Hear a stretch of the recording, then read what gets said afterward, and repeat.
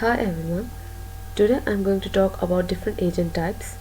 Please subscribe my channel so that you can view all the latest videos related to it. So let's get started. There are basically four agents, types. The first one is simple reflex agent, second is model based reflex agent, goal based agents, and the fourth is utility based agents. So let me explain you one by one these agents. The first one is simple reflex agents. Basically, simple reflex agent does not see the history. It's just gonna see the current state. It's gonna see what is happening in the current state. Then upon it, it's going to select an action based on the current state. It is simple, but it is limited. Simple reflex agents will only work if the environment is fully observable. In the previous lecture, I have explained you that what is fully observable. So fully observable, basically it is based on the current percept only. It's action. So let's see this diagram. In this diagram, as you can see, the agent is going to perceive upon the environment through the sensors, as I have told you before in the previous lecture. So what is it's gonna perceive upon? That what the world is like now. It's not gonna see the history, it's just going to see the current state only. So it's gonna see what the world is like now, right? What action I should do now. Now it's gonna act upon that environment. Now it's gonna think that what action this agent should perform right now. So it's gonna perform the condition action rules. So then it's going to act upon that environment. So it's very easy to understand. The simple reflex agents are gonna just based on the current state only. It's not gonna see the history. So its example is vacuum reflex agent is an example. So let's write the algorithm for the vacuum cleaner. Its percept could be location and the content. Percepts could be location, sensor, and the dirty center. Sensor. Next is model based reflex agent. Model based reflex agent, basically they keep track of the part of the world it can't see now. It's not going to see the world, but it's going to keep the track of the world. So its internal state is depending on the just percept only, history. That means model based reflex is dependent on the past. Whatever is happened in the history, it's gonna see that. It's not going to see that the current world now, what is happening in the current world. It's not gonna see that. So the model of the world is based on two things. The first is how the world evolves independently from the agent, and the second is how the agent actions affect the worlds. So as you see in the diagram, the agent is gonna perceive upon the environment through sensors. So it's gonna sensor will be what the world is like now, but I don't know. It's going to the state. It will just see how the world evolves and what its actions are gonna do. It's gonna take the history. That means this is all its history. Model based reflex agents only knows the history. They don't have any information about the current state. So they are depending on the percept history. So that's very important for you to know. And then it's gonna think that what action it has to do right now. That means it's gonna act upon that environment. So that's very easy to understand. The third one is goal based agents. Goal based agent, for them, if they are knowing the current state, that's not enough for them. For them, they need some goal information. As from the name you can see goal based agents. So from the name, it means they need some goal information. You have to know the goal. If you don't know the goal, the agent are not going to perform well. So agent programs, what they are going to do is they are going to combine the goal information with the environment model, so that they can choose the actions that they have to achieve that goal. For example, you can see here, they are going to see what the world is like now, but they are going to depend on the history as well also, but that's not enough for them. They are going to see what it will be like if I do action A. If they are also going to see the actions.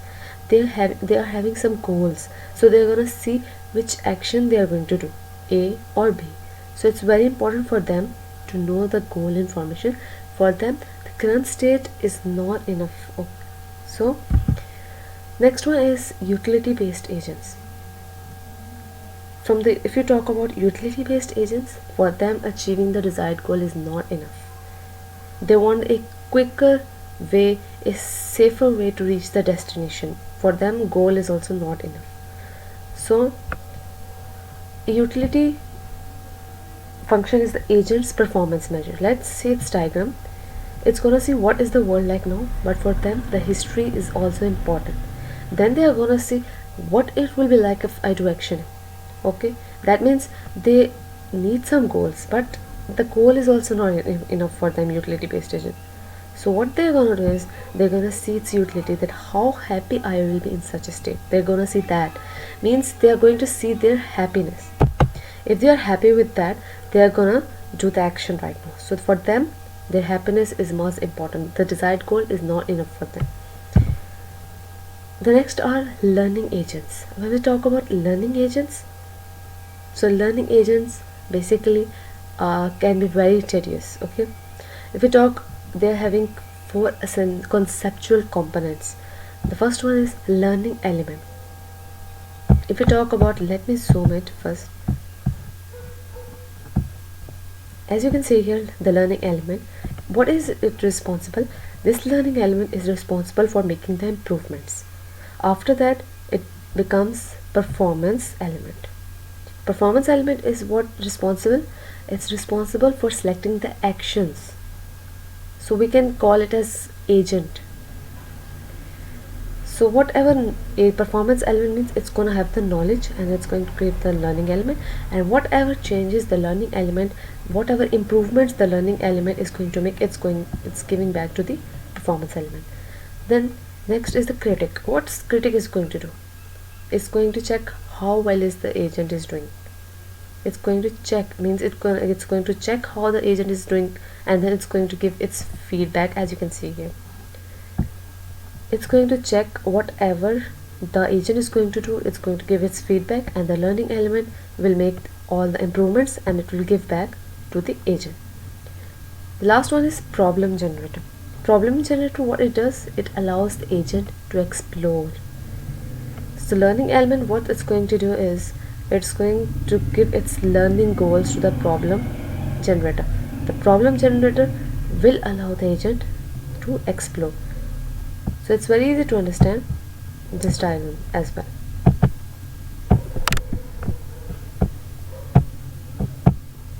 Next is agents organization. So agents organization it's organized in three ways. The first one is factor representation, first one is atomic representation, second one is factor representation, and the third one is structure representation. Okay, so let me explain you atomic representation. It means that each state of the world is a black box, that it's not going to have an internal structure. It's not having an internal structure. For example, finding a driving route. Each state is a system. AI algorithms is an example. It has no internal structure. If you talk about factor representation, it's gonna have some properties, some attribute properties. Example, GPS location. It's gonna tell you what's inside.